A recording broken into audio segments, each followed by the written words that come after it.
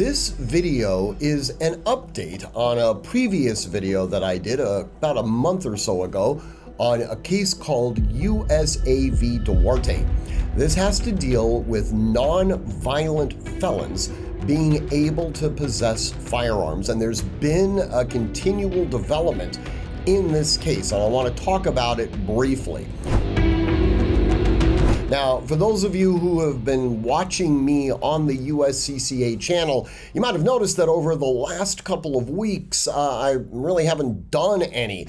That's been for a variety of reasons. I've been traveling, I've been involved in a couple of cases, and over this last week or so, it seems like our entire political system seems to be in peril. Everything from former President Donald Trump being potentially assassinated, all the way to Joe Biden announcing that he's not going to be seeking the presidency in next year's election, or in November's election. So in any event, it's been crazy, to say the least. But there is an update on this particular case, and since I have received a slew of emails over the time since I've done it from people who find themselves in a similar position to Mr. DUARTE, I thought it was important to discuss what's taking place. So, as you may recall in that original video, the case of USA v. DUARTE involved a young man who had been convicted and was now a felon for vandalism. All right, that was his underlying crime. And because he is a felon, pursuant to federal law, he is prohibited from being in possession of a firearm for the rest of his life. Well, he was subsequently arrested and charged with being in possession of a firearm. And he appealed his conviction on that underlying case, claiming that the federal law that essentially creates this lifetime prohibition is unconstitutional as applied to him, and it's a direct result of the Bruin decision.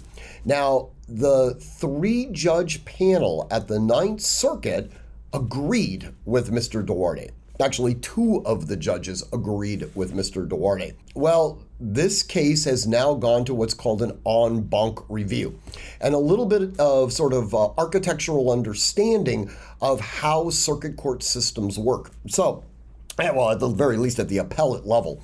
So most appellate courts, that you go before a three-judge panel, and assuming that you lose and you want to file an appeal of the decision that the three-judge panel granted, you would then appeal to an en banc panel. Now, in most circuits, the en banc panel is the entirety of all the judges that sit on that appellate circuit. In California, well, actually in the Ninth Circuit, which California happens to be part of, in the Ninth Circuit, it's a little bit different. The number of justices on the Ninth Circuit is somewhere around 27. The en banc panel that listens to a case is a supposedly randomly selected 11-judge panel. Now, in practice, we know that it's not randomly selected, and in fact, it's oftentimes cherry-picked judges. So, assuming that you lost at the en banc level, but have chosen not to appeal that decision, the court itself can sua sponte decide that they want to review that three-judge panel. Even if the litigants decide to drop out, the court itself can ask to review its own decision. That's exactly what happened here in DUARTE. The court agreed that they wanted to relitigate this case now at this en banc level. Now, normally when an order is given to move the case to an en banc panel, there's very little fanfare. It's just a one-page order that says it's now up for en banc review. However, there is an opportunity for judges to issue dissents, and that is the sort of important piece of what happened here in DUARTE.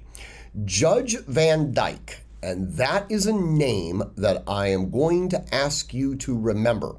Judge Van Dyke issued a dissent in the granting of en banc in Mr. DUARTE's case.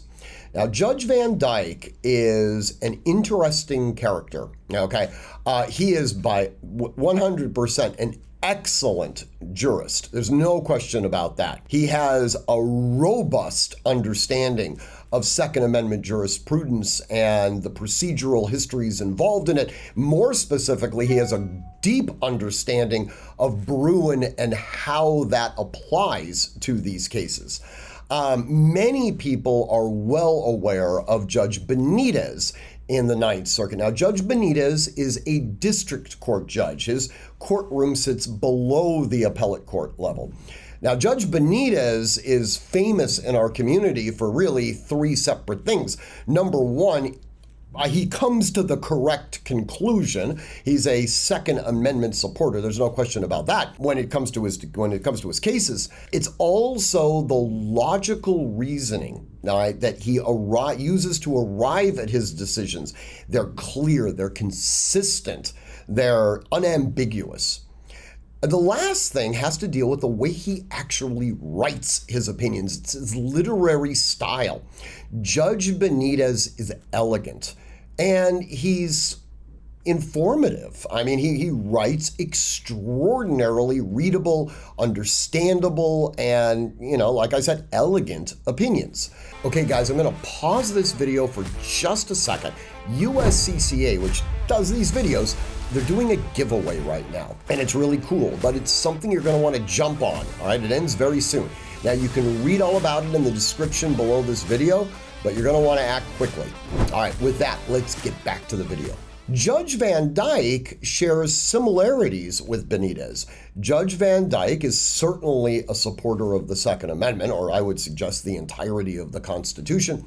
Judge Van Dyke also writes unambiguous decisions. The difference with Van Dyke versus Benitez is that while I would suggest Benitez is elegant, Van Dyke is salty, okay? He just doesn't put up with stuff. He lays it out on the line and he names names. He'll actually say the quiet part out loud. He'll point out that there are justices on the Ninth Circuit, jurists on the Ninth Circuit, that are more interested in maintaining a political view than they are in honoring their oath of office and giving fealty to the Constitution. He is very blunt at saying that this entire thing, this entire concept of having an en banc review of DUARTE is nothing more than a stall tactic on the part of the Ninth Circuit, in which he says, hey, there are 2/3 of the judges on the Ninth Circuit that don't give a damn about the Constitution. Their focus is on maintaining civilian disarmament. That is their animating principle, and they will do whatever they feel they need to do in order to achieve that objective. Ignore the Supreme Court, that's completely fine. Create new law that's contrary to the direction of the Supreme Court, equally acceptable.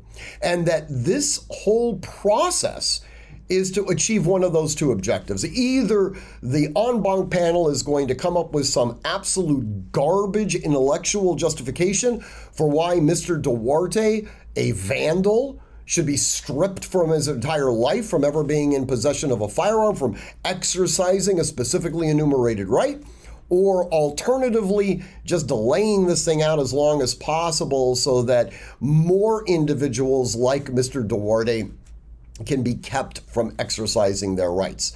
Now, we don't have a date yet as to when this en banc panel will hear the case, nor when a final decision will ultimately be rendered, something that will ultimately then result in an appeal to the United States Supreme Court.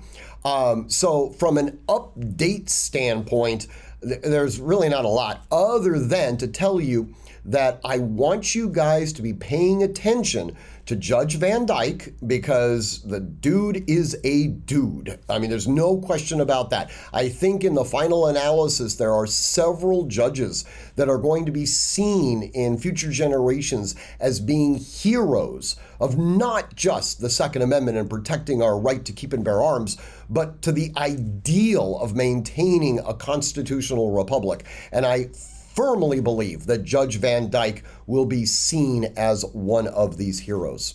Now, for those of you who happen to fall within the same sort of category as Mr. Duarte, and as I said at the beginning of this video, I've received a ton of emails since I did that video from people that are prohibited from being able to purchase or be in possession of a firearm, and they want to know whether or not the law has changed and whether or not they can go out and buy a gun. And the answer right now is no. Okay, it's still going to be a while as this makes its way through the court system.